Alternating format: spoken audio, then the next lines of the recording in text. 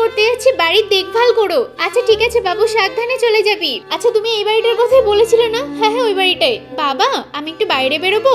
এই না না, তোর বাইরে বেরোনোর কোনো দরকার নেই, তুই চুপটি করে গাড়িতে থাকবি। আর যদি বাইরে বের হয়েছিস না, কখনো কোথাও নিয়ে যাব না। আচ্ছা বাবা ঠিক আছে। আরে ওরা আবার কারা, আমার বাড়িতে কেন আসলো? এই তোমার বাড়িটা তো অর্ধেক সরকারি জমিতে পড়ছে, ভেঙে ফেলোনি কেন? আরে স্যার বাড়ি ভাঙার চেষ্টা করবেন না, আমি গরিব মানুষ, আমি কি করে বাড়ি ভাঙবো? না আমাদের আদেশ করা হয়েছে, এটা ভাঙতেই হবে।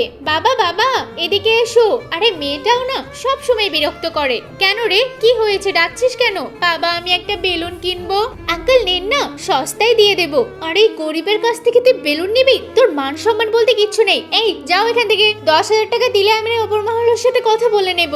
এ ভাই 10,000 টাকা চেয়েছি। হ্যাঁ আমাদের ইনকামটা বেশ ভালোই হয় কিন্তু। আরে আমার মেয়েটা আবার কোথায় গেল? আমি যে ওকে বারবার করে বললাম গাড়ি থেকে নামবি না। ভাই তাড়াতাড়ি খুঁজতে হবে, নয়তো আবার কোথাও হারিয়ে যাবে। এই নাও টাকা, আর আমাকে বেলুন দাও। আমার বাবা কাজে ব্যস্ত থাকে তো, এই জন্য মানুষদেরকে বেশি কথা শোনায়। তুমি রাগ করো না। আচ্ছা বোন আমি রাগ করিনি। এই নাও তোমার বেলুন। দেখলি ভাই, তোকে কিন্তু তোর মেয়ে কখনো কারোর কাছে ছোট হতে দেয় না। হ্যাঁ ভাই তুই ঠিকই বলেছিস, আমিই ভুল বুঝেছিলাম।